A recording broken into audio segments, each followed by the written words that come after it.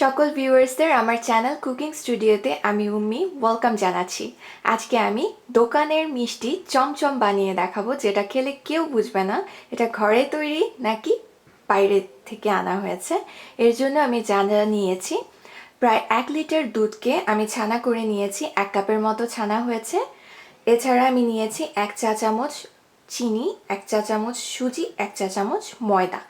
আর চিনির শিরার জন্য আমি এখানে 2 কাপ চিনি নিয়েছি, 2টো এলাচ নিয়েছি। এই 2 কাপ চিনিকে আমি 4 কাপ পানি দিয়ে তারপরে শিরা করে নেব।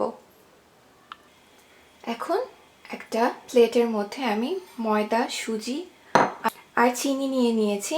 এবার এটাকে একটু ভালো করে মিক্স করব।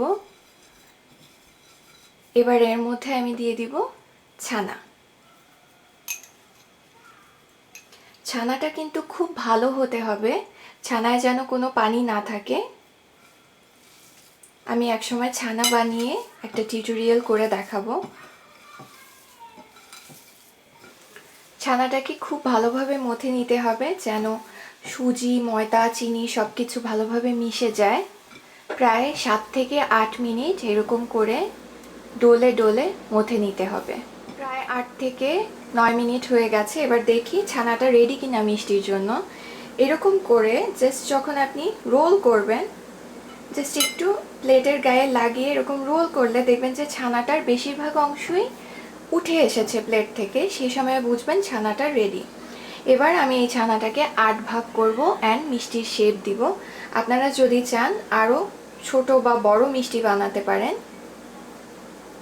প্রথমে একটু নিয়ে গোল করে নিব। খেয়াল রাখবেন যেন কোনো ক্র্যাক, কোনো ফাটল না থাকে।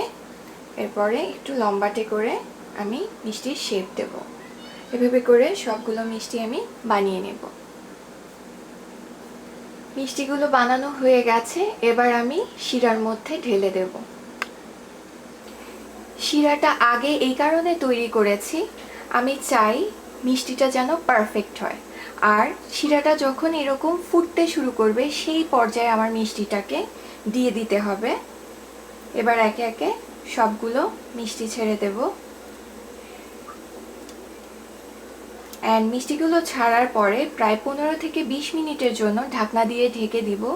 ঢাকনা তোলা যাবে না, আর চুলার আঁচ মিডিয়ামের একটু কম করে রাখতে হবে। ফিরে আসছি 15 থেকে 20 মিনিট পরে।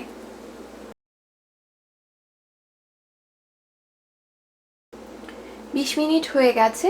এবার দেখি মিষ্টির পানি, শিরার পানিটা ঠিক আছে কিনা। হ্যাঁ, শিরার পানি ঠিক আছে, কমেনি।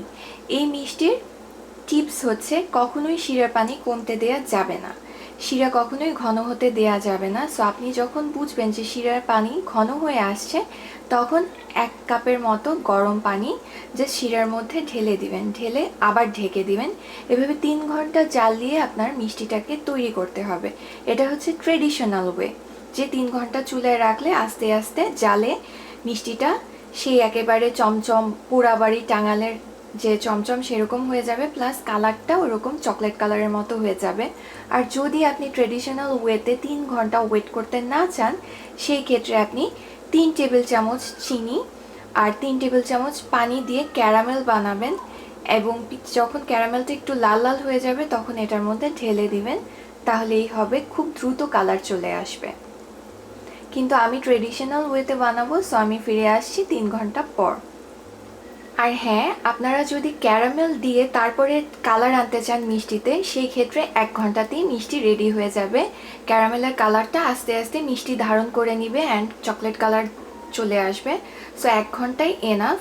কিন্তু যদি ট্রেডিশনাল ওয়েতে করেন তাহলে আমার মতো 3 ঘন্টা লাগবে কালার চলে আসতে।